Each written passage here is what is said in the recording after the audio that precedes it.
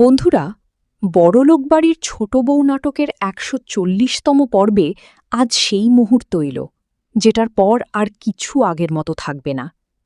জজ সাহেবের কলম নামল, আর দুটো মানুষ আলাদা হয়ে গেল।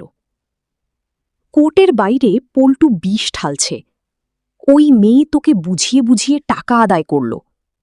সতু মামা চুপ থাকলেন না। ছি ছি, নিজের বৌমা সম্পর্কে এমন কথা! মেজ বউ সরাসরি বলল, আপনার টাকায় আমি খাই না, আমার উপর মেজাজ দেখাবেন না। অহনাকে অপমান করলে আমরা সবাই প্রতিবাদ করব। মিলি পল্টুকে থামিয়ে দিল। তুমি ভুলে যাচ্ছ, এই বাড়ির মেয়ে আমি, আর তোমার মামার বাড়ি কখনো নিজের বাড়ি হয় না। এদিকে ভেতরে অর্জুন আর অহনা মুখোমুখি। অর্জুন জিজ্ঞেস করল, তোমার কোনো দাবি আছে? অহনা শান্তভাবে বলল, যে মানুষ বারবার বলেছে আমাকে বিয়ে করে ঠকেছে, তার কাছে কি দাবি করব? অর্জুন বলল, এরপর তুমি অনেক খুশি থাকবে। অহনা একটু থেমে বলল, এ কথা তো আমার আপনাকে বলার কথা। ডিভোর্সের পর আমি কেমন থাকি, এতে আপনার কি যায় আসে?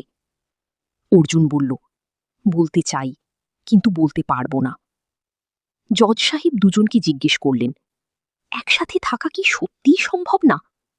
অর্জুন বলল, না। অহনা বলল, একজন যদি থাকতে না চায়, আর একজন কিভাবে থাকবে? জজ সাহেব জিজ্ঞেস করলেন, ডিভোর্সের পর একে অপরকে মিস করবেন না? দুজনেই চুপ।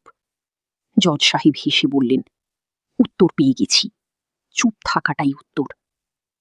তারপরও কলম নামল, ডিভোর্স অ্যাপ্রুভড। জজ সাহেব অহনাকে জিজ্ঞেস করলেন, কোনো দাবি করেছেন? অহনা মাথা তুলে বলল, না, এখন চাকরি নেই, তার মানে এই না যে কোনোদিনও হবে না। ওনার কাছ থেকে কিছু নিতে চাই না।